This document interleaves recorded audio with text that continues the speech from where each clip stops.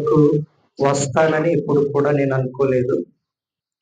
మేము ముగ్గురం బాగా ప్రాణ స్నేహితులం. ముగ్గురు మా గ్రామంలో. ఉదయం లేస్తే కలుసుకోవాలి, మరలా సాయంత్రం మరలా కలుసుకోవాలి. అలా మా జీవనం కొనసాగిస్తా ఉండేది. అంటే మేము లోకంలో జీవిస్తా ఉన్నాం. ఒక ఫ్రెండ్ ఎంఎస్సి బిఏడి చేశాడు, చింతలపూడి ప్రాంతంలో కాలేజీలో లెక్చరర్ గా ఉన్నాడు. ఇంకో ఫ్రెండ్ వెలుగాఫీస్ లో జాబ్ చేస్తా ఉన్నాడు. ఇలాగా మా స్నేహం కొనసాగుతూ ఉంది. అయితే ఇద్దరు చెరొక అమ్మాయిని లవ్ చేశారు. యవనస్తులు తప్పక తొట్టిల్లుతారంటే మొదటగా తొట్టిల్లేది ఈ విషయంలోనే. జాబ్ చేస్తున్నారు, చెరొక అమ్మాయిని లవ్ చేశారు. మొదటిగా శ్రీను పేరు. వాళ్ళ అమ్మగారు అంది, నీవు గిన ఆ అమ్మాయిని మ్యారేజ్ చేసుకుంటే ఆ అమ్మాయి నా ఇంటికి వస్తే నేను చనిపోతా, నీకు నేను కావాలా ప్రియురాలు కావాలా అని తనను ప్రశ్నించింది. ఇదే విషయాన్ని తన ప్రియురాలతో పంచుకున్నాడు. ఆవిడంది, సరే మీ అమ్మ ఎందుకు చనిపోవటం, నేనే చనిపోతాను అని ఆవిడంది. ఇద్దరు ఏది చేసినా గాని ఇద్దరిలో ఎవరికొకరు చనిపోవటానికి సిద్ధంగా ఉన్నారు. తల్లిని కూడా సరి చెప్పడానికి ప్రయత్నించాడు. తల్లి మాట వినలేదు, ప్రియురాలు మాట వినలేదు. ఒక రోజున నా దగ్గరకు వచ్చాడు. ఉదయమే నన్ను కౌగిలించుకొని ఏడుస్తా ఉన్నాడు. ఏం పర్లేదులే, కాలమే సమాధానం చెప్తుంది, అంతవరకు మౌనంగా ఉండు, నువ్వేం బాధపడకని నేను చెప్పాను. వెళ్ళాను. వెళ్తా పురుగుల మందు కొనుక్కొని మధ్యదారిలోనే త్రాగి నాకు ఆఖరి క్షణంలో నాకు ఫోన్ చేశాడు. నేను వెళ్ళే లోపలనే చనిపోయాడు. ఒక వారం వ్యవధిలో 7 రోజుల వ్యవధిలో ఒక అతని పేరు శేఖర్. చెప్పాను కదా, తను కూడా ఒక అమ్మాయిని లవ్ చేశాడని. తను కూడా తన ప్రియురాల్ని మర్చిపోలేక అర్ధరాత్రి టైంలో లేచి తనను చూడాలని వెళ్ళాడు. అప్పటికే ఇంటి చుట్టూరు తన కోసం కాపలా కాస్తా ఉన్నారు. తనను పట్టుకొని కురవపూడితో వదిలేశారు. అలాగ కొట్టారు. ఏలూరు ఆశ్రమ హాస్పిటల్కి తీసుకొచ్చారు. 3వ రోజున తను చనిపోయాడు.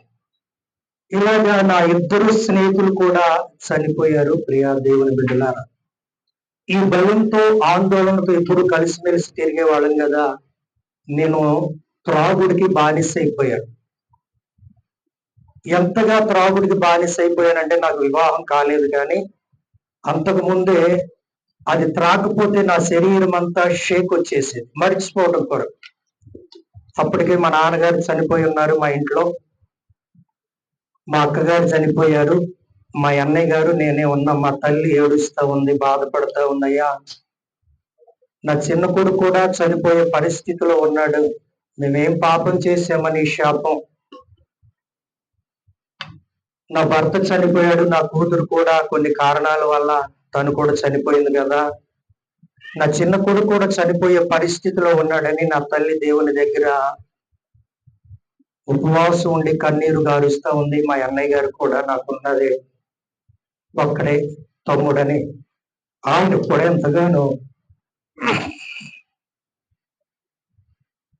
ఆయన కూడా ఎంతగానో బాధపడతా ఉన్నాడు. ఒక రోజున ఎందుకనో మందిరానికి వెళ్ళాలనిపించింది. ప్రియా దేవుని బిడ్డలారా, ఆ రోజు 31st నైట్ ఆ మందిరంలో వాగ్దానాలు ఇస్తారు. 12 గంటలకి వాగ్దానాలు ఇస్తారు. నేను కూడా నడవలేని పరిస్థితులు, అప్పటికే తాగున్నాను. నేను నడవలేని పరిస్థితుల్లో వెనక కూర్చున్నాను. వచ్చి అందరు తీసుకుని ఆ పులిపేట దగ్గరకు వచ్చి అందరు వాగ్దానాలు తీసుకుంటున్నారు. సేవకుడు కూడా నన్ను పిలిచి, నువ్వు కూడా వాగ్దానం తీసుకోవచ్చు కదా అంటే సేవకునితోనే పంచుకున్నాను. ఆ స్థలానికి వచ్చే యోగ్యత అర్హత నాకు లేదండి. నేను పరిశుద్ధంగా మందిరానికి రాలేదు. నేను మలినతో మందిరానికి వచ్చానన్నప్పుడు ఆ స్థానిక పాస్టర్ గారు నా దగ్గరకు వచ్చి కౌగిలించు, ఏమీ పర్లేదు, నీలాంటి వారే దేవునికి కావాలి. ఈ రోజున దేవుడు నీతో ఏం మాట్లాడాలనుకుంటున్నాడో కాబట్టి ఆ వాగ్దానం తీసుకో, వాగ్దానం నిన్ను బలపరుస్తుంది అన్నారు. ఆ దేవుని దాసుని బట్టి, ఆ ప్రేమను బట్టి నేను పులిపేట దగ్గరకు వచ్చి ఆ వాగ్దానం తీసుకుంటే 91వ కీర్తనలో ఉంది, ఆయన తన రెక్కలతో నిన్ను కప్పునన్న వాగ్దానం వచ్చింది. దానికి అర్థం నాకు తెలియదు, కానీ పాస్టర్ గారు చెప్పారు, అయ్యా నువ్వు చాలా వేదనలో ఉన్నావు, నువ్వు కూడా మరణానికి దగ్గరగా ఉన్నావు, కానీ ఆల్రెడీ దేవుడు తన రెక్కలతో నిన్ను కప్పాడు, నీకే ప్రమాదం రాదు. నువ్వు ఆయనను నమ్ముకుంటే, నువ్వు ఆయనను వెంబడిస్తే ఆయన నీ బ్రతుకును మారుస్తాడు, జీవితాన్ని మారుస్తాడు. దయచేసి ఇక్కడ నుండి నువ్వు మందిరానికి రావచ్చు కదా అన్నప్పుడు ఆ మాటకి నేను లోబడి మరి మందిరానికి రావటం జరిగింది. ప్రియా దేవుని బిడ్డలారా, అలా మందిరానికి వస్తా ఉంటే ఆ వాక్యము నా బ్రతుకును మారుస్తూ ఉంది, నా నడకను మారుస్తూ ఉంది, నా ప్రవర్తనను మారుస్తూ ఉంది. తెలియకుండానే నాలో చాలా మార్పులు దేవుని దేవస్సులు కనుక గమనించి ఒక రోజున నన్ను దగ్గరికి పిలిచయ్యా, నువ్వు మందిరానికి వస్తున్న నాటి నుండి ఈ రోజు వరకు నేను చూస్తా ఉన్నాను, నీలో చాలా మార్పు వచ్చింది. కాబట్టి ఇంకా నువ్వు తడువు చేయటం ఎందుకు, బాప్తీసం తీసుకుంటావా అని అడిగినప్పుడు, బాప్తీసం తీసుకోవడానికి నేను యోగ్యుడినైతే ఖచ్చితంగా నేను తీసుకుంటానన్నప్పుడు వెంటనే ఆ దేవుని దాసులు నాకు బాప్తీసం ఇవ్వటం జరిగింది. హల్లెలూయా చెప్పండి. ఆనాటి నుండి ఈనాటి వరకు ప్రియ దేవుని బిడ్డలారా, మరలా ఎన్నడూ కూడా వెనుదిరిగి నేను చూడలేదు. ఆనాటి నుండి ఈనాటి వరకు నా చెడు వ్యసనాలు నేను ఎలాగ మానేశానో నాకు తెలియదు, చెడు తిరుగులు ఎలా మానేశానో తెలియదు, నా నోటి వెంట దుర్భాషలు నేను ఏ విధంగా మానివేశానో నాకు తెలియదు. కానీ ఆ వాక్యం నా జీవితంలో ఆ క్రియను చేయటం ప్రారంభించింది. దేవుడికి స్తోత్రం కలుగును గాక. అట్లు విధంగా నేను దేవుని దగ్గరికి నడిపించడం జరిగింది ప్రియ దేవుని బిడ్డలారా. కాబట్టి ఏదో విధంగా నువ్వు కూడా ఏదో ఒక రోజున దేవుని వాక్యాన్ని విన్నావు కాబట్టి ఈ రోజున మందిరానికి రాగలిగావు. వచ్చావు కాబట్టి, వాక్యాన్ని వింటున్నావు కాబట్టి నీ బ్రతుకు మారింది, నీ జీవితం మారింది, నీ ప్రవర్తన మారింది, నీ నడక మారింది, నీ చూపు మారింది, నీ నోటి మాట తీరు కూడా మారింది. కాబట్టి ఇక నుండి ఇప్పుడు సంవత్సరాలు గతించిపోతా ఉన్నాయి. మరి అనగా దేవుని రాకడ దగ్గరగా ఉంది. మరి సంవత్సరాలు గడిచిపోతున్నా కొందుగా నేను కొన్ని సంఘాలకు వెళ్ళి చూస్తే రక్షించబడిన మొదట్లో చాలా మంది చక్కగా ఉంటున్నారు, ఆత్మీయంగా ఉంటున్నారు, పరిశుద్ధంగా ఉంటున్నారు, వాక్యానుసారంగా జీవిస్తున్నారు. కానీ కొన్ని సంవత్సరాలు దినాలు గడిచిపోయాక మరల వారు లోకంలో కలిసిపోవటం నేను చూస్తా ఉన్నాను ప్రియా దేవుని బిడ్డల. కానీ మనం ఎలా ఉండాలో దేవుని వాక్యము స్పష్టంగా మాట్లాడుతూ ఉంది. మనం ఇక నుండి ఈ నూతన సంవత్సరం కావచ్చు, ఇక ముందు కావచ్చు, ఇక నుండి మనం ఎలా ఉండాలంటే మత్తయి సువార్త చెప్తా ఉంది. మత్తయి సువార్త 5వ అధ్యాయం 16వ వాక్యాన్ని మనం చూడగలిగితే, మత్తయి సువార్త 5వ అధ్యాయము 16వ వాక్యాన్ని మనం చూడగలిగితే, మనుషులు మీ సత్క్రియలను చూసి పరలోకమందున్న మీ తండ్రిని మహిమపరచునట్లు వారి ఎదుట మీ వెలుగును ప్రకాశింపనీయుడి. హల్లెలూయా చెప్పండి. రక్షించబడినటువంటి మనం, మందిరానికి వచ్చినటువంటి మనం, దేవుని వాక్యమును స్వీకరిస్తే దాని ప్రకారంగా నడుచుకుంటున్నటువంటి మనం ఎలా ఉండాలంటే ప్రకాశించబడే వారిగా ఉండాలంట. ఎలా ఉండాలి చెప్పండి? ఎవరి మధ్యలో ప్రకాశించబడాలి? మనుషుల ఎదుట, అన్యుల ఎదుట, సమాజంలో, సొసైటీలో మనం ఎలా ఉండాలంటే ప్రకాశించబడిన వారిగా ఉండాలి. ప్రకాశించబడిన వారిగా ఉండాలంటే హల్లెలూయా చెప్పండి. మొదటగా చిన్నగా వెలిగించబడ్డాం, ఒక బెడ్ బల్బ్ అనుకున్నాం, 0 వాట్ బల్బ్ లాగా వెలిగించబడ్డాం. కొన్ని దినాలు అయిపోయాక ఒక 40 వాట్స్, కొన్ని దినాలు అయిపోయాక 60 వాట్స్, కొన్ని దినాలు అయిపోయాక ఒక ల్యాంప్ 200 కావచ్చు, కొన్ని దినాలు అయిపోయాక అలాగా మనం ఎలా ఉండాలంటే సమాజంలో ప్రకాశించే వారిగా.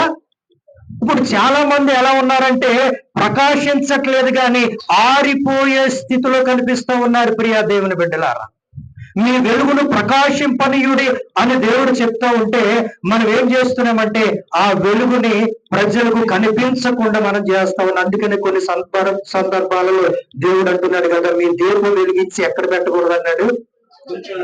మరి ఒకసారి ఎక్కడ అన్నాడు అమ్మా? ఎక్కడ ఉండాలంట? వెలిగించబడినటువంటి మనం అందరికి కనిపించే విధంగా సమాజంలో ఒక ఉన్నతమైన స్థితిలో, స్థానంలో, ఎత్తైన ప్లేసులో మనం ఉండేవారిగా ఉండాలి. మన క్రియలు కావచ్చు, మన ప్రవర్తన కావచ్చు, మన ఉద్దేశాలు ఏదైనా కావచ్చు, కానీ మనం ఎలా ఉండాలంటే ఈ ప్రజల మధ్యలో, ఈ మనుషుల మధ్యలో ప్రకాశించే వారిగా ఉండాలని దేవుని వాక్యము సెలవిస్తా ఉంది. ప్రియా దేవుని బిడ్డలారా, దేవునికి స్తోత్రం కలుగును గాక. మన ఇంటి క్రియలు ప్రకాశించాలి. మన విశ్వాసం, మన పరిశుద్ధత, మన ప్రార్థన జీవితం, మన భక్తి జీవితం ఎలా ఉండాలంటే ఉన్నతంగా దినదినము కూడా అధికముగా అభివృద్ధి చెందినట్లుగా, ప్రకాశించినట్లుగా మనం ఉండాలని దేవుని వాక్యము సెలవిస్తా ఉంది. దేవునికి స్తోత్రం కలుగునుగాక. నేను బాప్తీసం తీసుకున్నప్పుడు మా పెదనాన్నగారి అబ్బాయి చరణ్ తేజ తన పేరు, నాకు తమ్ముడు అవుతాడు. మా అన్నయ్య బాప్తీసం తీసుకుంటున్నాడు. మా అన్నయ్య నిజంగా బాప్తీసం తీసుకొని దాని ప్రకారంగా నడుచుకుంటే నా చెవు గోపించుకుంటాను అన్నాడు ఆయన. మా తమ్ముడు, మా పెదనాన్నగారి అబ్బాయి. మా అన్నయ్య బాప్తీసం తీసుకుంటున్నాడు కానీ 1 సంవత్సరం లోపల నిజంగా తను ఆ విధంగా జీవిస్తే, అన్ని విడిచిపెట్టేసి నిజంగా మంచిగా జీవిస్తే నా కుడి చెవు నేను గోపించుకుంటాను అన్నాడు. సరే, నేనేం పట్టించుకోలేదు కానీ నా భక్తి జీవితాన్ని నేను కాపాడుకుంటా ఉన్నాను. ప్రియా దేవుని బిడ్డలారా, టీ నర్సాపురం అనే ప్రాంతంలో, పుట్రేపు అనే గ్రామంలో, ఏజెన్సీ ప్రాంతం. నేను జనవరి 14, 2011 సంవత్సరం జనవరి 14వ తారీఖున బాప్తీసం తీసుకున్నా. చూడండి, నేను అతిశయంగా ఏదో లేదా గర్వంగా చెప్పట్లేదు కానీ ఆ దినము నుండి ఈ దినము వరకు ఎన్ని సంవత్సరాలు ఏందో ఒకసారి మీరు లెక్కేయండి. అదే డేట్ అదిగో పలానా ప్రణీత్ కుమార్ ఆ రోజున బాప్తీసం తీసుకున్నాడు. నిజంగా అతను చూస్తూ ఉంటే మాకు ముచ్చటైంది. అతను రక్షించబడినప్పుడు మందిరంలో ఎలా ఉన్నాడో మా కళ్ళారా చూసాం కాబట్టి మేము కూడా అదే రోజునే బాప్తీసం తీసుకుంటామని ఆ 2011 నుండి ఈ 2025 వరకు అదే డేట్ లో అక్కడ బాప్తీసాలు తీసుకోవడం జరిగింది. హల్లెలూయా చెప్పండి. ఈ రోజు కూడా అనేక మంది ఇదే నేను తీసుకున్నటువంటి డేట్ లోనే. కారణం ఏంటో తెలుసా? నా జీవితాన్ని వారు సొంత గ్రామంలోనే నా జీవితాన్ని చూశారు, నా ప్రవర్తన చూశారు, నా ఉద్దేశాలు చూశారు. ఒకప్పుడు దేవుని దగ్గరికి రాకముందు ఎంతమంది అయితే నన్ను దూషించారు, హేళన చేశారు, చులకనగా మాట్లాడారు. ఈ రోజున వాళ్ళందరూ కలిసి ఈ రోజు నేను మా ప్రాంతానికి వెళితే వారే లేచి నిలబడి నాకు వందనాలు చెప్పే అంత స్థితిలో దేవుడు నన్ను, హల్లెలూయా చెప్పండి, దగ్గరగా చెప్పండి. ఎవరైతే తిట్టారో, ఎవరైతే దూషించారో, ఎవరైతే త్రోసివేశారో, అవును కదా, ఆ రోజున వాళ్ళు త్రోసివేయటానికి, దూషించడానికి కారణం ఉంది. కారణం ఏంటంటే నా ప్రవర్తన సరిగా లేదు. నేను ఎక్కడైతే సాక్ష్యమును కోల్పోయానో, ఎక్కడైతే పోగొట్టుకున్నానో మరలా అక్కడే నిలబెట్టుకోవాలని ఎప్పుడైతే దేవుని దగ్గర మొర్ర పెట్టుకున్నానో అట్టి సాక్ష్యాన్ని దేవుడు మా ప్రాంతంలో నాకు నిలబెట్టాడు. దేవునికి స్తోత్రం కలుగును గాక. అదండి ప్రకాశించడం అంటే. ఎక్కడైతే సాక్ష్యాన్ని కోల్పోయామో అక్కడే మన సాక్ష్యాన్ని నిలబెట్టుకునే వారిగా ఉండాలి. అందుకని దేవుడు అంటున్నాడు, మీరు ప్రకాశించాలి, మీరు ఆడిపోయే స్థితిలో ఉండకూడదు. మీరు ఎలా ఉండాలంటే దినదినము మీరు వృద్ధి చెందే స్థితిలో ఉండాలి, అనగా ప్రకాశించే వారిగా ఉండాలని దేవుని వాక్యము సెలవిస్తా ఉంది. ఎలా ప్రకాశించాలంటే ఆయన అంటున్నాడు, మనుషులు మీ సత్క్రియలను చూచి. ఏ క్రియలంట? సత్క్రియలండి. క్రియలు లేని విశ్వాసము. దేవునికి కావలసింది క్రియలండి. నువ్వెంత ప్రార్థన చేసినా, ఎంత ఆరాధన చేసినా, ఎంత క్రమం తప్పకుండా మందిరానికి వచ్చినా నీలో దేవునికి నచ్చినటువంటి క్రియలు లేకపోతే ఆ భక్తి జీవితము వ్యర్థము. హల్లెలూయా చెప్పండి. ఈ రోజున అందరికి భౌతికమైన ఆశీర్వాదాలు మా సంఘానికి ఎప్పుడు ఒకేటి పోదు. నువ్వు భౌతికమైన ఆశీర్వాదాలు కోరుకుంటే మందిరానికి రావాల్సిన పని లేదు. ఒక దొంగోడు ₹1,00,000 సంపాదిస్తున్నాడు, ఒక సారామ్మోడు, ఒక జోదగాడు, ఒక పేకాటోడు, ఒక కోడి పందేలోడు రకరకాల మోసాలు చేస్తే కోట్లు సంపాదిస్తున్నారు. నువ్వు డబ్బు, నీకు ఆశీర్వాదం, భౌతికమైన ఆశీర్వాదం కావాలంటే మందిరానికి రావక్కర్లేదు. కానీ నీకు కావలసిన ఆశీర్వాదాలు, పర సంబంధమైన ఆశీర్వాదాల కొరకే నువ్వు మందిరానికి రా అని చెప్తా ఉంటాను. అలాగే చెప్పండి. నిజమే కదండి, అవునా కాదు? ఒక దొంగోడు బోల్డ్ డబ్బు సంపాదిస్తున్నాడు, ధనవంతులు ఉన్నారు. ఒక వ్యభిచారం చేసే ఒక స్త్రీ కోటీశ్వరులు ఉన్నారు. ఒక పాపం చేసి లోకంలో కలిసిపోయేవాళ్ళు ధనవంతులు బోల్డ్ మంది ఉన్నారండి, మోసం చేసి బ్రతికేవాళ్ళు. ఈ రోజున వారి వైపు చూస్తున్నాం కానీ మనం దేవుని వైపు చూడట్లేదు. ప్రియా దేవుని బిడ్డలారా, దేవుడు నీకు ఎంత ధనం ఉంది, ఏ జాబ్ ఉంది, నువ్వే పని చేస్తున్నావు చూడడు కానీ ఆయన నీ సత్క్రియలను మాత్రమే చూస్తాడు. దేవునికి స్తోత్రం కలుగును. అందుకని ఈ మనుషుల మధ్యన మన సత్క్రియలు ఎలా ఉండాలంటే ప్రకాశించే విధంగా ఉండాలి. ప్రియా దేవుని బిడ్డలారా, దేవునికి స్తోత్రం కలుగును గాక. గెరాసీనుల దేశంలో మనందరికీ తెలుసు కదా, ఆ ప్రాంతానికి దేవుడు వెళ్ళినప్పుడు శానా దెయ్యం పట్టిన వాడు ఉన్నాడు. ఏ దెయ్యం పట్టిన వాడండి? ఎప్పుడైతే వాడిలో ఉన్నటువంటి దయ్యాలు తొలగిపోయాయో, వాడు దేవుని దగ్గరకు వచ్చినప్పుడు, అయ్యా ఇక నేను నిన్ను విడిచిపెట్టను ప్రభువా, నిన్నే వెంబడిస్తానయ్యా, నీతోనే ఉంటానయ్యా అన్నప్పుడు యేసయ్య ఏమన్నాడు తెలుసా? అరే నువ్వు నాతో కాదు ఉండవలసింది, నీ జీవితంలో జరిగినటువంటి క్రియలను, ఆ కార్యాన్ని నువ్వు సమాజములకు వెళ్ళి చెప్పు, తెలియజేయి. దేవునికి స్తోత్రం కలుగును గాక. అవునండి, వెలిగించబడినటువంటి మనం ఆ దయ్యాలు పట్టిన వాడు విడుదల పొందుకున్నప్పుడు ఆ గెరాసీయుల దేశంలో, ఆ ప్రాంతంలో సంచరిస్తూ ఏ విధంగా దేవుని నామాన్ని మహిమపరుస్తూ దేవుని సువార్తలు ప్రకటిస్తూ అనేక మందిని దేవుని దగ్గరకు నడిపించాడో, అదే విధంగా మనము కూడా ప్రకాశించే వాడిగా ఉండాలి. దేవునికి స్తోత్రం కలుగును గాక.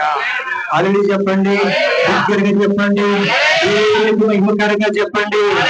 అవునండి, వాడిలో ఉన్నటువంటి దురాత్మలు ఎప్పుడైతే పోయాయో, వాడిలో ఉన్నటువంటి చెడ్డ క్రియలు ఎప్పుడైతే పోయాయో, వాడు ఇక నుండి దేవుని గణపరచడం, దేవుని నామాన్ని ఆ సువార్తలు ప్రకటించడం వాడు ప్రారంభించాడు. అట్ల విధంగా మనము కూడా ప్రజల్లో మన నీతి క్రియలను వెల్లడపరుస్తూ ఏం చేయాలంటే ఆయన సువార్తను మనం ప్రకటించే వారిగా ఉండాలి. ప్రియ దేవుని బిడ్డలారా, ఎంతమందికి ప్రకటిస్తా ఉన్నారు? ఎంతమందికి ప్రకటిస్తా ఉన్నారు? హల్లెలూయా చెప్పండి. అంతే, ప్రకాశించటం అంటే నువ్వు వెలిగించడం, నువ్వు వెలిగితే సరిపోదు, నువ్వు కూడా వేరే ఒకరిని చక్కగా. మొన్న క్రిస్మస్ జరిగింది, మా క్యాండిల్ సర్వీస్ జరిగింది కదా, జరిగిందా? మీకు లేదా? కొన్నిసార్లు జరుగుతూ ఉంటుంది. ఫస్ట్ పాస్టర్ గారు వెలిగిస్తా ఉన్నారు, వెలిగిన ఆ దీపం ఆయన దగ్గరే ఉందనుకోండి, ఇవన్నీ వెలిగితాయా? ఎలాగో కదా, ఎలాగో. అదే విగ్రహారాధన అయిపోయిందిలేండి, అది పక్కన పెట్టండి, చెప్తా ఉన్నాను. ఇప్పుడు అదొక విగ్రహ దీపావళి అయిపోయింది చెప్పాలంటే. దేవునికి స్తోత్రం కలుగును గాక. హల్లెలూయా. ఈ విగ్రహాలు ఎక్కువైపోయినాయి ఈ మధ్యన సంఘాల్లో. దేవుడు వాటిని పారద్రోలును గాక. ఆమేన్. అర్థం అవటానికి చెప్తున్నా, దాన్ని వేరే విధంగా తీసుకోకండి. సేవకుడు ముందుగా వెలిగిస్తున్నాడు ఆ దీపాలన్నీ. ఇప్పుడు సేవకుడు వెలిగించబడి ఆ మిమ్మల్ని కూడా వెలిగించాలని చూసినప్పుడు, వెలిగించబడిన మీరు కూడా ఇతరులు ఏం చేయాలంట? ఖచ్చితంగా వెలిగించాలండి. వెలిగించకపోతే మనము ఆ సత్క్రియను కొనసాగించినట్లు కాదు. మనం అన్నీ మానేసేసి శుభ్రంగా ఉండి మనకు మనమే భక్తి చేసుకున్నంత మాత్రాన దేవుడు మనల్ని బట్టి సంతోషించడండి. ఇంకొక మనిషిని మనం వెలిగించగలిగినప్పుడే నిజమైన దేవునికి సంతోషం. ప్రియా దేవుని బిడ్డలారా, హల్లెలూయా చెప్పండి. యాకోబు బావి దగ్గర ఒక పాపాత్మురాలైన స్త్రీ దేవుని మాటలు విని, సువార్తను విని రక్షించబడి జనాలలోకి వెళ్ళి తన సత్క్రియల ద్వారా అనేక మందిని దేవుని దగ్గరికి నడిపించిందా లేదా? ఆవిడ సత్క్రియలను చూశారు వాళ్ళు, లేకపోతే చెప్పిన వెంటనే వాళ్ళు రాలేదు.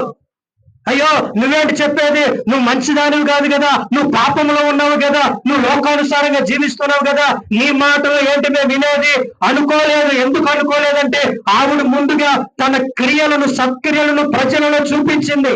తన మోసకరమైన జీవితంలో, పాప జీవితమును విడిచిపెట్టి పరిశుద్ధంగా ఎప్పుడైతే జీవిస్తా ఉందో, ఆ పరిశుద్ధమైన మాటలను ఎప్పుడైతే బోధిస్తా ఉందో, ఆ మాటలను స్వీకరించినటువంటి వారు అనేక మంది దేవుని దగ్గరికి వచ్చి వారు కూడా వెలిగించబడ్డారు. దేవునికి స్తోత్రం కలుగును గాక. హల్లెలూయా. ఈ నూతన సంవత్సరం నుండి మనం ఎలా ఉండాలంటే ప్రకాశించే వారిగా ఎలా ఉండాలి చెప్పండి? ఏ విషయంలో ప్రకాశించాలి? సత్క్రియల విషయంలో మనం ఎలా ఉండాలంటే ప్రకాశించే వారిగా ఉండాలని దేవుని వాక్యము తెలియజేస్తా ఉంది. ప్రియా దేవుని బిడ్డలారా, ఒక్కసారి మనం జక్కయ్య గురును కూడా ఆలోచన చేయగలిగితే, అన్యాయస్తుడైన జక్కయ్య అని రాయబడి ఉంది. అతను ఎలాంటి వాడంట? అన్యాయస్తుడు. కానీ ఎప్పుడైతే దేవుని వైపు చూశాడో, స్వీకరించాడో, ఆయన నమ్ముకున్నాడో, ఆ పాపమును విడిచిపెట్టాడో, అన్యాయమును విడిచిపెట్టాడో, అవినీతిని విడిచిపెట్టాడో, తను కూడా వెలగటం ప్రారంభించాడు. సత్క్రియల ద్వారా తన మాదిరికరమైన జీవితాన్ని ప్రజలకు చూపించగలిగాడు. ప్రియా దేవుని బిడ్డలారా, వెంటనే తన సత్క్రియలను మనం అక్కడ చూడగలుగుతూ ఉన్నాం. అయ్యా ఇప్పటి వరకు నేను ఎవరి దగ్గర అన్యాయంగా తీసుకుని ఉంటే అంతకు 4 రెట్లు ఇచ్చేస్తానయ్యా. వెంటనే చూడండి, తనలో కార్యం జరిగింది. ప్రియా దేవుని బిడ్డలారా, పౌలు జీవితంలో కూడా మనం చూస్తూ ఉంటే, ఒకప్పుడు పౌలు హింసకుడు, దూషకుడు, హానికరుడు, అన్యాయస్తుడు. కానీ ఎప్పుడైతే దేవుని దగ్గరకు వచ్చాడో, వెలిగించబడ్డాడో, ప్రియా దేవుని బిడ్డలారా, లక్షల మంది ప్రజలను దేశాలు సంచరిస్తూ అనేక మందిని వెలిగించినటువంటి జీవితాన్ని పౌలు గారిలో కూడా మనం చూడగలుగుతున్నాం. ప్రియా దేవుని బిడ్డలారా, దేవునికి స్తోత్రం కలుగునుగా. హల్లెలూయా. వెలిగించబడాలండి మనం. అందుకనే శత్రువులు మన వెంటే ఉంటారు, మన చుట్టూనే ఉంటారు. కానీ వారి మధ్యలో మన సత్ప్రవణ సత్క్రియలు ఎలా ఉండాలంటే ప్రకాశించే వారిగా ఉండాలి. కొట్టిన వారిని కొట్టకుండా, తిట్టిన వారిని తిట్టకుండా, దూషించిన వారిని దూషించకుండా, నీ శత్రువులను ప్రేమించుడే అనే వాక్యమును బట్టి మనం ప్రజలు నడుచుకోగలిగితే ఖచ్చితంగా వారు ఏం చేస్తారు? మారటానికి అవకాశం ఉంటుంది. ప్రియా దేవుని బిడ్డలారా, దేవునికి స్తోత్రం కలుగును గాక. మా సంఘంలో ఒక ఆవిడ పేరు రమణ. ఆవిడ రక్షించబడ్డాక రాహేలు అని పేరు పెట్టాం. ఆ ఇంటికి నేను సువార్తను ప్రకటించడానికి వెళ్తే మొదటి రోజున చక్కగా విన్నాక ఇంటి నిండా విగ్రహాల ఫోటోలే వచ్చేసాను. మరలా వెళ్దామని చూస్తే నన్ను అంత దూరంలో చూసి తలుపులే చేసుకునేవాళ్ళు. బయట నైట్ అయితే లైట్లు కట్టేసేవాళ్ళు. నేను ఎవరూ లేరని వచ్చేసేవాడు. కానీ పక్కింటి ఆవిడ చెప్పింది, అయ్యా మీరు వస్తా ఉంటే ఆవిడే తలుపేసేసుకుంటుంది, మీరు వస్తే ఎక్కడ సువార్తను ప్రకటిస్తారేమోనని వాళ్ళ ఇంట్లోనే ఉంటున్నారండి అంది. అమ్మా సరేలే అనుకున్నా. మరలా ఒక రోజు వెళ్ళాను. నన్ను చూసి ఆల్రెడీ లైట్లు కట్టేశారు, తలుపులు వేసేసారు, గేట్ వేసేసారు. ఎవరో లేరు అనుకుంటూ వచ్చేస్తున్నా. నేను వచ్చేసి పక్కింటి కాడికి వెళ్ళి పావు గంట ఉన్నా. చక్కగా నేను వెళ్ళిపోయారని లైట్ వేసుకున్నారు. మరలా వాళ్ళు లైట్ వేసుకున్నాక గేట్లు తీశారు. టక్కమట్టి ఇంట్లోకి వెళ్ళిపోయా. అని చెప్పండి, ఇక ఇల్లేక వద్దంటారా చెప్పండి అమ్మా? ఇల్లేక వద్దంటారా? కూర్చొని దేవుని మాటలు బోధిస్తే వాళ్ళకి కోపం వస్తా ఉంది. అయితే వాళ్ళ అమ్మాయికి మ్యారేజ్ చేశారు. ప్రెగ్నెన్సీ హాస్పిటల్లో జాయిన్ చేశారు. అమ్మ కడుపులో ఉన్న శిశువు బాగాలేదు, అబార్షన్ చేయాలి అన్నారు. అంటే ఇక ఏడవటం ప్రారంభించారు. ప్రియా దేవుని బిడ్డలా, ఏడవటం ప్రారంభించారు. కష్టం అమ్మ, పాపలు చాలా లోపం. పాప పుట్టింది, ఆ శిశువుకి చాలా లోపాలు ఉన్నాయి. కష్టం. తల్లైనా బ్రతకొచ్చు, లేకపోతే బిడ్డ అయినా బ్రతకొచ్చు. ఏది ఏమైనా మరి మీరు అబార్షన్ చేయించుకోకుండా ఉంచుకుంటానంటే మరి ఉంచుకోండి, తర్వాత అయినా ఇద్దరులో ఎవరికో ప్రమాదం అని చెప్పారు. వాళ్ళు మొండుతనంగా అలాగే ఉంచారు. డెలివరీ టయానికి వెళ్లే వారికి సంతకాలు పెట్టించుకున్నారు. తల్లి గాని బిడ్డ గాని ఎవరొకరు చనిపోతారు, లేకపోతే మీకు నచ్చిన హాస్పిటల్కి వెళ్ళిపోండి అన్నారు. సంతకాలు పెట్టేశారు.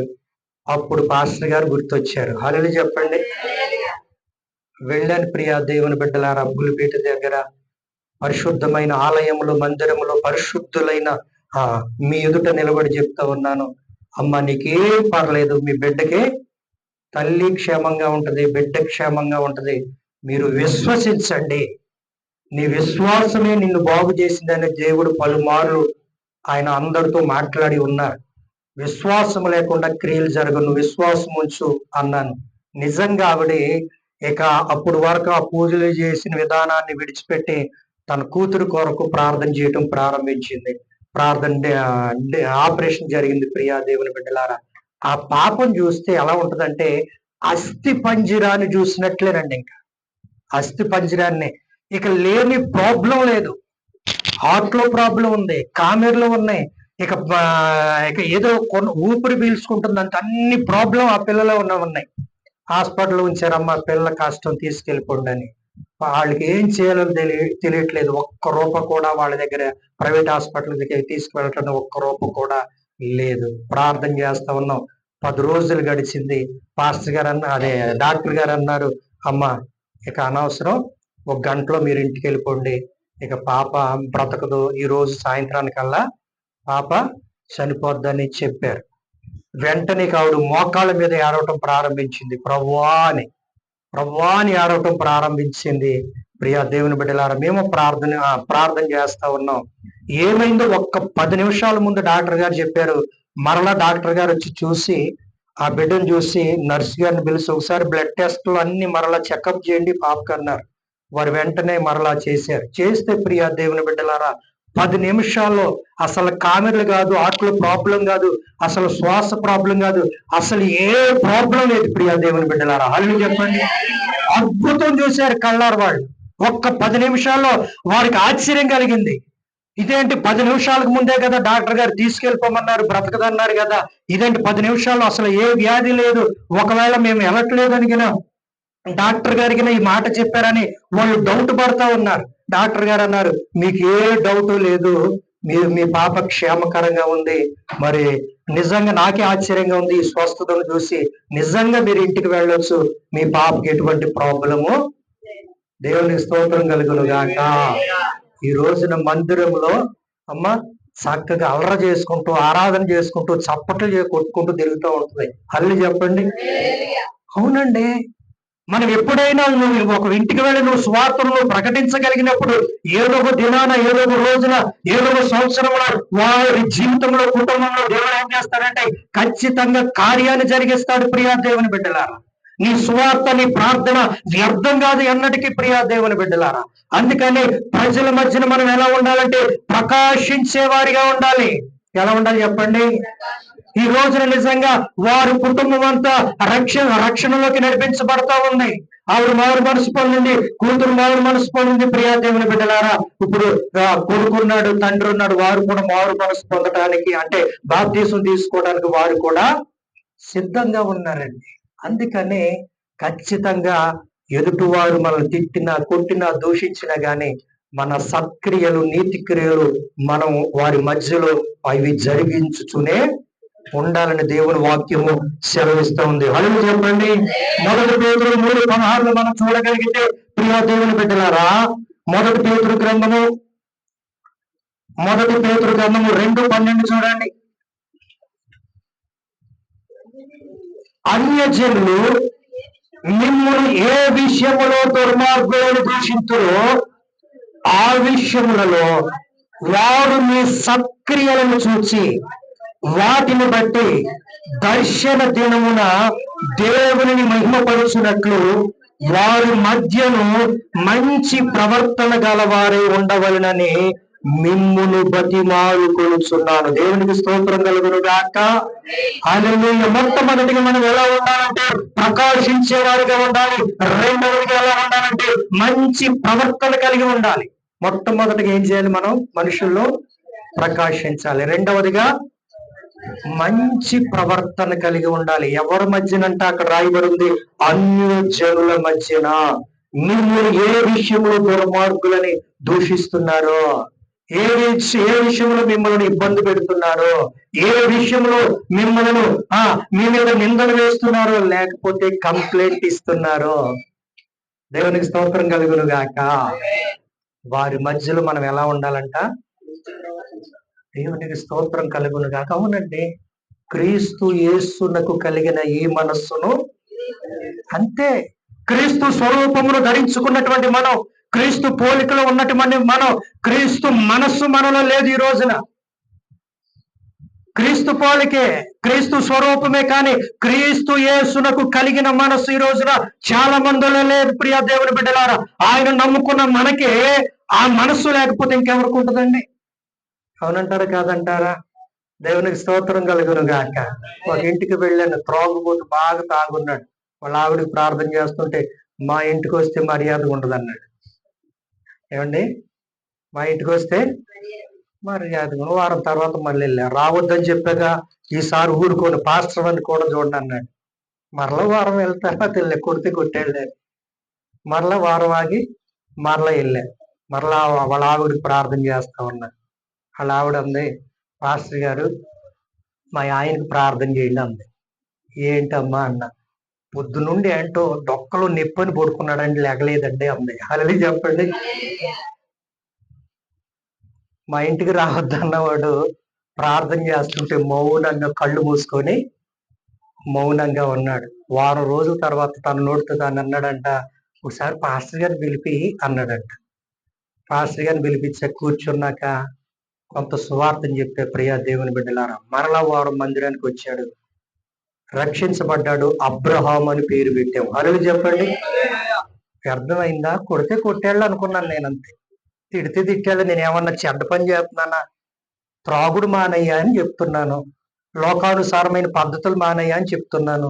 లోకానుసారంగా తిరగటం మంచిదే. కొడితే కొన్ని మంచి మాటలే కదా చెప్పింది. దేవునికి స్తోత్రం కలుగును గాక. హల్లెలూయా. కీడు చేసి శ్రమ పడుట కంటే అంటే ఏం చేసంట? అంతే కదండి. కీడు చేసి శ్రమ పడుట కంటే మేలు చేసి శ్రమ పడడం అన్నాడు దేవుడు. అది మనకు సంతోషం, అది మేలు కదా. ఈ రోజున సంఘములో ఒక మూల స్తంభంగా ఉన్నాడు ప్రియ దేవుని బిడ్డలారా. అన్య జనుల్లో మన ప్రవర్తన చాలా మనము కాపాడుకోవాలి. ఈ రోజున బయటకు వెళితే బాధాకరమైన విషయం ఏంటంటే, దేవుణ్ణి నమ్ముకున్న వాళ్ళు, మందిరానికి వెళ్ళే వాళ్ళు ఒక్కళ్ళ మంచోళ్ళు చేపేయండి అంటున్నారు లేదా? అంటున్నారండి అక్కడక్కడ చాలా మంది. ఒకవేళ మిమ్మల్ని అనుకోవచ్చు, దేవుడు మిమ్మల్ని దీవించును గాక. ఎస్, ఉన్నారు. మా సంఘంలో కూడా అలాంటి వాళ్ళు ఉన్నారు. కొంతమంది సువార్తను ప్రకటిస్తూ ఉంటే మందిరానికి వెళ్ళే వాళ్ళు ప్రార్థనకు వస్తున్నారండి. ఆవిడ ఇది మానేసింది, అతను ఇది మానేసాడా, ఎవరండి దాంట్లో మంచోళ్ళు ఉన్నవాళ్ళని అంటూ ఉంటే తల దించుకొని రావాల్సి వస్తుంది. ప్రియా దేవుని బిడ్డగా, నిన్ను బట్టే కదా అన్యజనులు నా నామం. అవును కదా. మనల్ని బట్టి దేవుడు ఎందుకు దూషించబడాలండి? ఆయన ఏం అన్యాయం చేశాడని? మనల్ని మార్చుకున్నాడనా? చెప్పండి.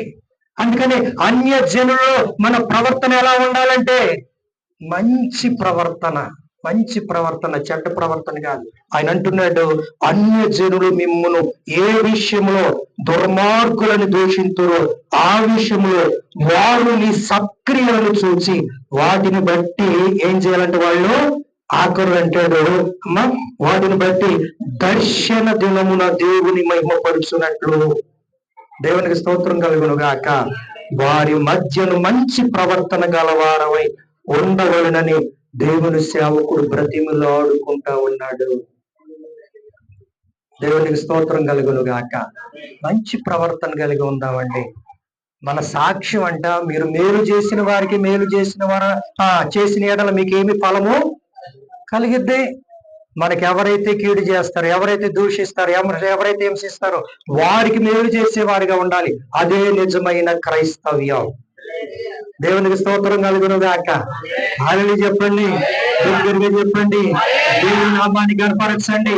మొట్టమొదటిగా మనం ఎలా ఉండాలంటే, రక్షించబడినటువంటి మనం దేవుని స్వరూపమును, క్రీస్తు స్వరూపమును, క్రీస్తు యేసు మనస్సును కలిగినటువంటి మనం ఎలా ఉండాలంటే ఆయన వలె ప్రకాశించే వారిగా ఉండాలి. రెండవదిగా అన్యజనుల మధ్య మనం మంచి ప్రవర్తన కలిగి ఉండాలి. మూడవదిగా అదే మొదటి పేతురు గ్రంథము పత్రిక 3:16 మనం చూస్తే, అదే మొదటి పేతురు రాసినటువంటి పత్రికలు, మొదటి పత్రిక 3:16లో 3:16 అప్పుడు మీరు దేవుని విషయమే దుర్మార్గులను దూషింపబడుతున్నారు, దాని విషయమే క్రీస్తునందున్న మీ సత్ప్రవర్తన మీద అపనింద వేయువారు. ఎవరంటండి? అపనింద వేయువారు సిగ్గుపడుదురు. దేవుని చిత్తం అలాగున్న ఎడల కీడు చేసి శ్రమ పడుట కంటే దేవునికి స్తోత్రం కలుగును గాక. అనగా నిన్ను చూసి శత్రువు సిగ్గుపడాలి. నిన్ను చూసి దుష్టుడు సిగ్గుపడాలి. ప్రియా దేవుని బిడ్డలారా, అయ్యో వీడికి ఎన్ని శ్రమలు పెట్టినా, వీడి మీద ఎన్ని నిందలు వేసినా, వీడి మీద ఎన్ని మాటలు రుద్దినా గాని వీడు ప్రవర్తనలో మార్పు లేదే, భక్తి జీవితంలో మార్పు లేదే, పరిశుద్ధతలో మార్పు లేదే. మన సత్ప్రవర్తనను బట్టి, మన క్రియలను బట్టి, మన ప్రకాశించే విధానాలను బట్టి శత్రువులు కూడా ఏం చేయాలంటే సిగ్గుపడే వారిగా ఉండాలంట. హల్లెలూయా చెప్పండి. నీ శత్రువు ఆకలిగా ఉంటే ఏం చేయాలంటే వారికి చక్కగా ఇంటికి తీసుకొచ్చి భోజనం పెడితేనంట కింద ఉంటది వారి నెత్తి మీద తట్టుకోలేరేక. ఏంట్రా నేను ఎంత దూషిస్తా ఉంటే వీళ్ళు నన్ను ఎంత ప్రేమిస్తున్నారు. దేవునికి స్తోత్రం కలుగును గాక. మీకు ఎవరైనా శత్రువు ఉన్నారనుకోండి, కలిసినప్పుడు సహజంగా అమ్మా శత్రు కలిసారంటే ఒక ఫేస్ ఇట్టి వెళ్ళతో ఒక ఫేస్ చూసుకోరు, ఫేస్ టు ఫేస్. కానీ నువ్వు కలిసి ఆపేసి వందనాలు లేకపోతే ఆ గుడ్ మార్నింగ్ చెప్పావనుకోండి, వాడికి ఎలా ఉంటది? నోట మాట రాకపోయినా కానీ వాడి వేదన ఇక నువ్వు కొట్టిన దానికంటే ఎక్కువ. దేవుని స్తోత్రం కలుగునుగాక. చెంప మీద కొట్టిన దానికంటే ఎక్కువ అదే దేవుడు ఆ ప్రేమ చూపించమన్నాడండి. ఆ ప్రేమ చూపించమన్నాడు ప్రియా దేవుని బిడ్డలారా. అందుకని అన్యజనులలో మనం చాలా చుట్టుపక్కల అన్యజనులే ఉండొచ్చు. హల్లెలూయా చెప్పండి. దేవుని స్తోత్రం కలుగును గాక. బోల్డు మంది అన్యజనులు ఉంటారు ప్రియా దేవుని బిడ్డలారా. మా ఏరియాలో ఆంజనేయ స్వామి గుడి ఉంది. దాంట్లో పూజారి ఉన్నాడు. అమ్మా నా గురి నుండి చెడ్డ మాటలు చెప్తా ఉన్నాడు. ఈ పాస్టర్లు అంతే ఇతర మతాలని పరిచయం చేసేస్తున్నారు. లేనిపోని మతం ఇక్కడ తీసుకొచ్చారు, అది ఇదని చేస్తా ఉన్నాడు. లాస్ట్ ఇయర్ నేను క్యాలెండర్లు వేయించాక వాళ్ళ ఇంటికి వెళ్ళా. ఇక మాటలేదు ఆయనకి. అమ్మా వాళ్ళ ఇంటికి వెళ్ళి కూర్చొని పూజారు కదా, కూర్చోండి బాగున్నారా, బాగున్నానయ్యా. ఇది ఒక కొత్త క్యాలెండర్ వేసేవండి. ఇక ఏం చేయాలో అర్థం కావట్లేదు ఆయనకి. అప్పుడు దాకా నన్ను తిడుతున్నాడు కదా, నన్ను చూస్తే మొహం ఇటు తిప్పుకున్నాడు కదా. పూజారి ఇంటికి వెళ్ళి క్యాలెండర్ తీసుకెళ్ళి, కొత్తగా క్యాలెండర్ వేసానండి, తీసుకోండి. క్యాలెండరే కదా, తారీఖు చూసుకోవడం మీకు ఒకవేళ వాక్యాలు నచ్చకపోయినా క్యాలెండరే కదండి, ఏమైందండి అన్న. ఆవిడ అంది, పాస్టర్ గారు ఇటేంటి తీసుకుంటా. సగం లేక ఫస్ట్ సారి పాస్టర్ గారు మన ఇంటికి వస్తే కుర్చీ కూడా ఇవే అని కుర్చీ వేసింది. ఆవిడ గబగబా టీ తీసుకొచ్చి ఇచ్చింది. ఆయనకి నాతో మాట్లాడలేకపోతున్నాడు. అటు తిరుగుతున్నాడు, ఇటు తిరుగుతున్నాడు. ప్రియా దేవుని బిడ్డలారా, అటు తిరుగుతున్నాడు, ఇటు తిరుగుతున్నాడు. ఇక రోజు నేను ఏం చేయడం ప్రారంభించానంటే, క్యాలెండర్ ఇస్తే సరిపోదు, కలిసినప్పుడల్లా వందనాలు చెప్దాం అనుకున్నాను. కలిసినప్పుడల్లా వందనాలు చెప్తా ఉంటే ఆయన వందనాలు చెప్పట్లేదు కానీ నమస్కారం అండి అంటున్నాడు. అని చెప్పండి ఏమంటున్నాడు. ఒక్కొక్కసారి వందనాలు చెప్పేసి నేను వందనాలు అంటాను కదా, వందనాలండి అంటాను. అంటే ఆయన కూడా వందనాలు చెప్పి వందనాలు కాదు నమస్కారం అండి. దేవుని స్తోత్రం కలుగును గాక. అవునండి, ప్రేమ కొరకు ప్రయాసపడాలంట, సమాధానం కొరకు వెంటాడాలంటండి. క్రైస్తవుల లక్షణం మంది ప్రియా దేవుని బిడ్డలారా, ఏ నోరైతే మనల్ని దూషించిందో అదే నోటిని మనము మన సత్ప్రవర్తన బట్టి, సత్క్రియలను బట్టి మూపించే వారిగా ఉండాలి. హల్లెలూయా చెప్పండి, దగ్గరగా చెప్పండి. అందుకని మనం ఎలా ఉండాలంటే, మొట్టమొదటిగా ప్రకాశించే వారిగా, మనుషుల మధ్యలో మనం ప్రకాశించే వారిగా ఉండాలి. రెండవదిగా అన్యుల మధ్యలో మన సత్ప్రవర్తన కలిగి ఉండాలి. మూడవదిగా నిన్ను చూసి దుష్టుడు కూడా సిగ్గు రావాలి. హల్లెలూయా చెప్పండి. ఎవరికి రావాలి? మొదటంట సాతానుగాడు ఆదాము దగ్గరికి వెళ్ళాడంట. ఆదాము లోబడలే. ఎవరు లోబడ్డారు? దేవుని ప్రియ దేవుని బిడ్డలారా, దేవునికి స్తోత్రం కలుగును గాక. హల్లెలూయా. ముందు ఆదామునే శోధిద్దామని, ఆదామునే లోకంలో నుండి ఆ లోకంలోకి నడిపిద్దామని ప్రయత్నం చేశాడు కానీ ఆదాము లోబడలేదంట. మనము కూడా అదే విధంగా లోబడని వారిగా ఉండాలి. యేసయ్యనే శోధించినటువంటి దుష్టుడు మనం శోధించడానికి ఏముందండి? యేసయ్యనే శోధించాడు. ఆయనే శరీరధారుడిగా వచ్చినప్పుడు ఆయనే శోధించడానికి ఎంతో ప్రయత్నాలు చేసినటువంటి దుష్టుడు నిన్ను నన్ను శోధించడానికి పెద్ద సమస్య ఏం కాదు. కాబట్టి ప్రార్థన కవచం మనకుంటే, వాక్యం అనే కవచం మనకుంటే ప్రియా దేవుని బిడ్డలారా, ఆ సాతానుగాడు కూడా మనల్ని ఏమీ చేయలేడు. హల్లెలూయా చెప్పండి. అందుకని యెహోవా యందు భయభక్తులు గల వారి చుట్టూ ఆయన దూత కావలి ఉండి వారిని రక్షిస్తుంది. చాలా మంది అనుకుంటారు, అమ్మా రక్షణ ఏదో బయటికి వెళ్తున్నాం కదా, ఏ ప్రమాదం కాకుండా కాదు, నువ్వు పాపంలో పడకుండా రక్షిస్తుంది. దేవుని స్తోత్రం కలుగును గాక. నువ్వు నిజంగా దేవుని యందు భయభక్తులు కలిగి ఉంటే నువ్వు పాపంలో పడకుండా, లోకంలో పడకుండా, ఆ దూతలు ఏం చేస్తాయంటే, ఆ వాక్యం ఏం చేస్తా ఉంటదంటే నిన్ను రక్షిస్తా ఉంటది ప్రియా దేవుని బిడ్డలా. అందుకని మనం ఎప్పుడు కూడా ఎలా ఉండాలంటే, సాతానుగాడికి, శత్రువుకి సిగ్గొచ్చే విధంగా మన సత్క్రియల ద్వారా మనం సమాజంలో నడుచుకునే వారిగా మనము, హల్లెలూయా చెప్పండి, దగ్గరగా చెప్పండి. హల్లెలూయా. అపోస్తల కార్యాలు 9:36 చూస్తే నేను ముగించడానికి ఇష్టపడుతున్నాను ప్రియా దేవుని బిడ్డలారా. అపోస్తల కార్యాలు 9:36 మనం చూడగలిగితే, మరియు యొప్పేలో తబితా అని ఒక శిష్యురాలు ఉండెను. ఆమెకు భాషాంతరమున దొర్కాని పేరు.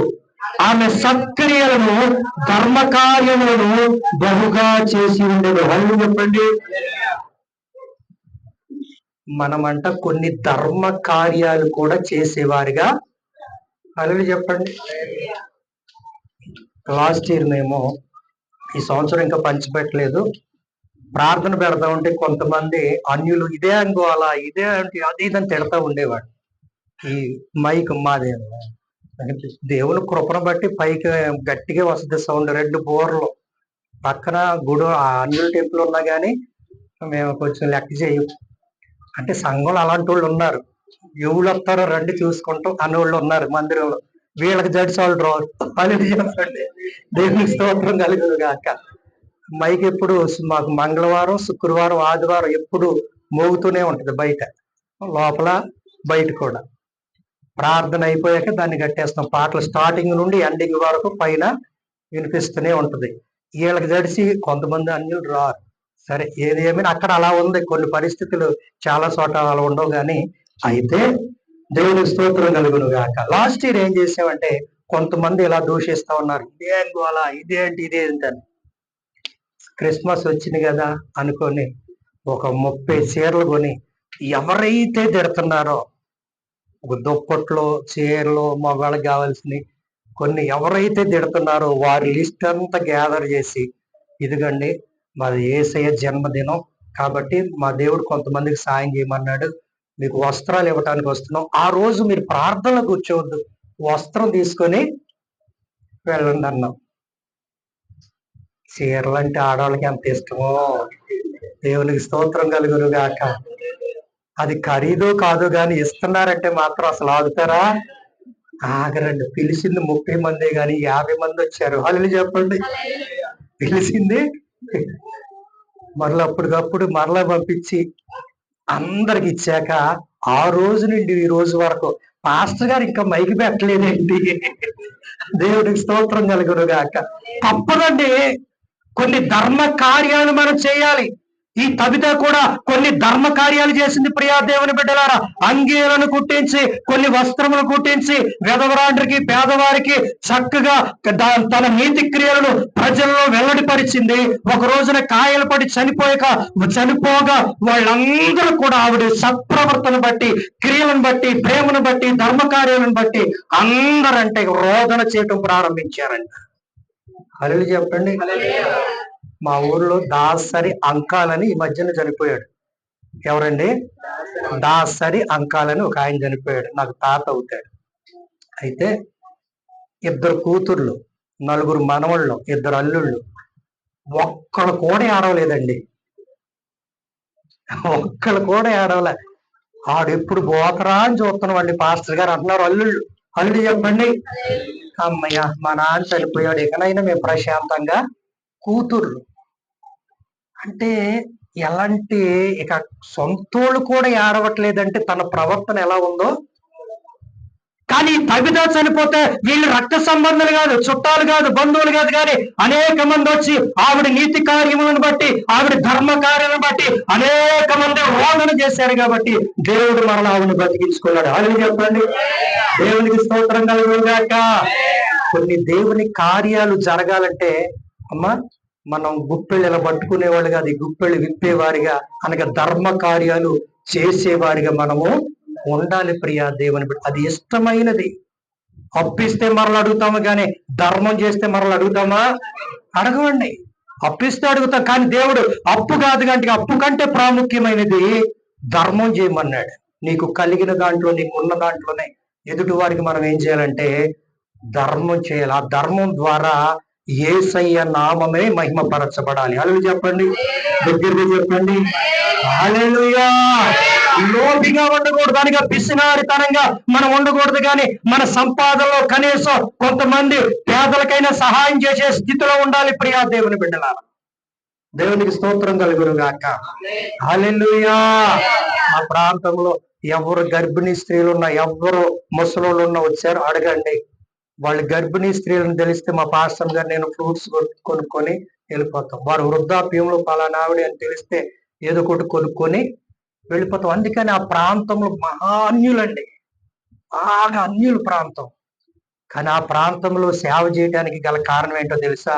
అన్యులకి మన ప్రార్థన తెలియదు, మన వాక్యం తెలియదు. మరి వాళ్ళకి ఏం తెలిసింది?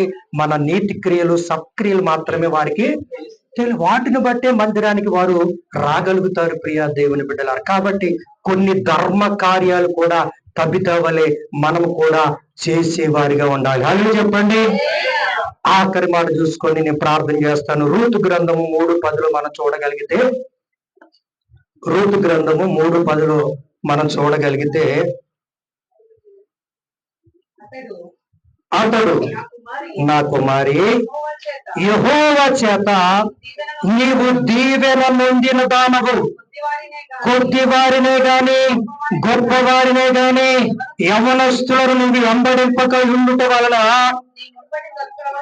ఈ వాక్యం అందరూ చదవాలి, నీ మునుపటి సత్ప్రవర్తన కంటే వెనుకటి సత్ప్రవర్తన. దేవునికి స్తోత్రం కలుగును గాక. నువ్వు రక్షించబడినటువంటి మొదట్లో ఉన్నటువంటి పరిశుద్ధత కాదు, పరిశుద్ధతలో నుండి అతి పరిశుద్ధతలోకి మనం వెళ్ళాలి. మన భక్తి జీవితంలో వృద్ధి పొందాలి, ప్రవర్తన జీవితంలో వృద్ధి పొందాలి. ఇక్కడ రూతు ఆశీర్వదించబడటానికి గల కారణం ఏంటో తెలుసా? తన మునుపటి సత్ప్రవర్తన కంటే వెనుకటి సత్ప్రవర్తన ఎలా ఉందంట? ఇంకా మెరుగ్గా ఉంది ప్రియా దేవుని బిడ్డలారా, ఇంకా ఉన్నతంగా ఉంది ప్రియా దేవుని బిడ్డలారా. యవన కాలంలో ఉన్న రూతు అనేక మంది యవనస్తుల కళ్ళ నుండి తప్పించబడింది, దుర్మార్గుల కామ వికారముల నుండి తప్పించబడి ఎవరికి లోబడకుండా తన పరిశుద్ధమైన జీవితమును కాపాడుకుంటూ, ఇహలోక మాలిన్యములు తనకు అంటకుండా తనను కాపాడుకుంటూ తను నిలబడగలిగింది కాబట్టి, జీవించగలిగింది కాబట్టి రూతును దేవుడు ఆశీర్వదించగలిగాడు. దేవునికి స్తోత్రం కలుగును గాక. ఆ ప్రాంతంలో ఉన్నటువంటి బోయాజ్ అంటా ఉన్నాడు, అమ్మ ధనవంతుడు అంటా ఉన్నాడు, యజమానుడు అంటా ఉన్నాడమ్మా, నువ్వు ఈ ప్రాంతం వచ్చిన దగ్గర నుండి నేను చూస్తా ఉన్నాను, నువ్వు వచ్చినప్పుడు కంటే ఇప్పుడు నీ ప్రవర్తనలో ఇంకా మేము మంచి సత్ప్రవర్తన, మంచి ప్రవర్తన మేము చూడగలుగుతున్నాం. దేవునికి స్తోత్రం కలుగును గాక. డబ్బుకు లోబడిపోయి, ధనానికి లోబడిపోయి, పేరు ప్రఖ్యాతకు లోబడిపోయి ఆత్మీయ జీవితాన్ని, మంచి ప్రవర్తన, పరిశుద్ధమైన జీవితాన్ని కోల్పోతున్న వారు అనేక మంది ఉన్నారు. సంగమా జాగ్రత్త. ఆత్మీయ సేవకుని వెంబడించాలి, ఆత్మీయ సేవకుని మాట వినాలి, ఆత్మీయ సేవకుడు దగ్గరే ఆత్మీయ సేవకునితోనే సహవాసం చేయాలి. ఆత్మీయ సేవకుని విడిచిపెడితే నాలాంటి వాళ్ళు ఎంతో మంది ఇక్కడికి వస్తారు. మీరు చూడవలసింది నాలాంటి వాడిని కాదు, ఎవరిని చూడాలి? నాలాంటి వాళ్ళు అప్పుడప్పుడు ఎరువేసి ఎల్లుళ్ళే. మీ సేవకుడు రోజు నీరు పెడతాడు. అలాగే చెప్పండి. ఎరువు లేకపోయినా మొక్క బతికిద్ది, కానీ నీరు లేకపోతే బతకదు ప్రియా దేవుని బిడ్డలారా. ఎరువు లేకపోయినా మొక్క బతికిద్ది, కానీ నీరు లేకపోతే మొక్క బతకదు. కాబట్టి మీకోసం కన్నీరుగా చేసే సేవకుడు, మీకోసం కన్నీరుగా చేసే సేవకురాలు, మీకోసం ప్రార్థించేవారు, మీ బాగు ఓగులు ఎరిగిన వారు, నిత్యము దేవుని దగ్గర మీ కొరకు కన్నీరుగార్చే దేవుని దాసుల సహవాసాన్ని ఎన్నడూ కూడా విడిచిపెట్టలేదు. అందుకని బోయాజు అంటున్నాడు, ఈ పొలంలో నుండి నువ్వు వేరే పొలంలోకి వెళ్ళొద్దు. దేవునికి స్తోత్రం కలుగును గాక. నువ్వు ఏ పొలంలో నుండి మరల వేరే పొలంలోకి వెళ్ళొద్దు, నిన్ను ముట్టకూడదని నేను అందరికి చెప్పేసాను. యవనస్తులకి, పెద్దలకి అందరికీ నీ వైపు చూడొద్దని, నిన్ను ముట్టొద్దని చెప్పాను. కాబట్టి నువ్వు ఇక్కడే నీరు తాగు, ఇక్కడే భోజనం చేయి, ఇక్కడే, నువ్వు ఎటు వెళ్ళొద్దు. ఆవిడ అలా చేసింది కాబట్టి అదే బోయేజ్ అంటున్నాడు, నీ మొదటి ఏమంటున్నాడు అక్కడ? సత్ప్రవర్తన కంటే వెనుకటి సత్ప్రవర్తన మరీ ఎక్కువైనది. దేవునికి స్తోత్రం కలుగును గాక. బోయాజ్ వివాహం ఏదో మామూలుగా ఏం చేసుకోలే. తను ఎంతగానో కనిపెడితే గాని, తన ప్రవర్తనను చూస్తే గాని తనను భారీగా అంగీకరించలేదు. రేపటి దినాన దేవాది దేవుడు వరుడుగా వస్తున్నప్పుడు మనల్ని వధువుగా ఆయన స్వీకరించగలుగుతున్నాడా? స్వీకరించగలగాలంటే మన సత్ప్రవర్తన ఎలా ఉండాలంట? అధికముగా ఉండాలి. ఎలా ఉండాలి చెప్పండి? మొదట ఉన్నట్లు కాదు, ఇంకా ఇంప్రూవ్మెంట్, అధికముగా ఉండాలి ప్రియా దేవుని బిడ్డలారా. ఇంకా ప్రకాశించే విధంగా ఉండాలి. అట్లు విధంగా సంఘం ఉండాలి ప్రియా దేవుని బిడ్డలారా. సంవత్సరాలు గడిచిపోతూ ఉంటాయి. సంవత్సరాన్ని చూసి సంతోషించకూడదు, మన బ్రతుకును బట్టి దేవుడు సంతోషించాలి. దేవునికి స్తోత్రం కలుగును గాక. అందుకనే ప్రియా దేవుని బిడ్డలారా, ఈ నూతన సంవత్సరం నుండి మనం ఒక తీర్మానంలోకి వద్దాం. ఏం తీర్మానం అంటే మొట్టమొదటిగా నువ్వు ప్రకాశించాలి. ఏం చేయాలి చెప్పండి? రెండవదిగా నువ్వు మంచి ప్రవర్తన కలిగి ఉండాలి. మూడవదిగా నిన్ను చూసి శత్రువుకి సిగ్గు రావాలి. ఏం రావాలి చెప్పండి? ఈ వేళ్ళనే నేను అనవసరంగా దూషించా, వేళ్ళనే నేను అనవసరంగా శ్రమ పెట్టా, వేళ్ళ మీదనే నేను అనవసరంగా నింద వేశా. శత్రువుకి సిగ్గు రావాలి. నాలుగవదిగా నీవు ధర్మ కార్యములు చేయాలి. ఐదవదిగా నీవు ఇదివరకటి కంటే పరిశుద్ధంగా జీవించాలి. నీ ప్రవర్తన అంతటి పైన ఎవరికి అధికారం ఉండాలి? దేవునికి అధికారం ఉండాలి. నేను పరిశుద్ధుడను కనుక మీరును సమస్త ప్రవర్తన యందు అంతే. ఆయన లాగా ఉండటమేనండి, ఇంకేమీ లేదు. క్రైస్తవులమైన మనం క్రీస్తుడు కలిగి ఉండటమే, క్రీస్తులాగా మారటమే, ఇంకేమీ లేదు దీంట్లో. అని చెప్పండి. లోకంలో నుండి ప్రత్యేకపరచబడ్డాం, వేరుపరచబడ్డాం, పరిశుద్ధుల గుంపులో చేర్చబడ్డాం. రేపు ఆయన రాజ్యములో మన అందరము కూడా ఉండాలి. ఒక దొంగోడికి ఆఖరిలో దేవుడు స్థానాన్ని ఇచ్చాడు. ఆడిని బట్టే దేవుడు సంతోషిస్తే మన భక్తిని బట్టి దేవుడు ఎంత సంతోషించాలి? వారి వారి క్రియలను బట్టి దేవుడు ఏం చేస్తాడు? దేవునికి స్తోత్రం కలుగును గాక. అట్ల విధంగా ఈ నూతన సంవత్సరంలో మీరందరూ కూడా ఈ మాటలను, 5 మాటలను హృదయంలో భద్రపరుచుకొని దాని ప్రకారంగా మీరు జీవించాలని మనస్ఫూర్తిగా కోరుకుంటూ, మరి ఈ అవకాశాన్ని ఇచ్చిన ఆ దేవుని దాసులకు మరి ఒకసారి నా హృదయపూర్వక వందనాలు తెలియజేస్తూ చిన్న ప్రార్థన చేసి నేను అయ్యగారికి సమయాన్ని ఇస్తాను. కళ్ళు మూసుకుందాం. మహాపరిశుద్ధుడా, మహోన్నతుడా, సర్వశక్తిమంతుడా, సర్వాధికారి, నీకే వందనాలు, స్తోత్రాలు నాయన. నేనైతే అల్పుడను, అయోగ్యుడను, ఎందుకు పనికిరాని నన్ను ప్రభువా వీరి మధ్యన మీరు నిలబెట్టిన విధానమును బట్టి నీకు వందనాలయ్యా. నీ దాసులు నన్ను ప్రేమించి ప్రాంతానికి ఆహ్వానించిన విధానమును బట్టి నీకు వందనాలు నాయన. విన్న మాటలు వ్యర్థం కాకుండా ప్రభువా ప్రతి ఒక్కరి జీవితంలో అది ఫలించినట్లు, అవి ఫలించినట్లు, వృద్ధి చెందినట్లు సహాయం దయచేయండి. అవునయ్యా, ఈ ప్రాంతంలో ఇంకను అనేక మంది అన్యులు ఉన్నారు. వారు కూడా నిన్ను నమ్ముకోవాలి, నీ దగ్గరికి రావాలి, నిన్ను వెంబడించాలి, నిజమైన దేవుడు మీరని గుర్తించాలి. వారు కూడా పరలోక రాజ్యానికి వారసులు కావాలి. అట్ల విధంగా ఈ ప్రాంత ప్రజలందరికీ రక్షణ భాగ్యమును మీరు అనుగ్రహించమని, ఈ పరిచయను ఇంకను 100 అయ్యా మీరు ఆశీర్వదించమని, అయ్యా ఈ దీనదాసుడు ప్రార్థన మీ సన్నిధికి చేర్చుకోమని యేసు క్రీస్తు వారి అతి శ్రేష్టమైన నామంలో అడిగి వేడుకొని ప్రార్థిస్తున్నాను తండ్రి. ఆమేన్. అందరికి వందనాలు.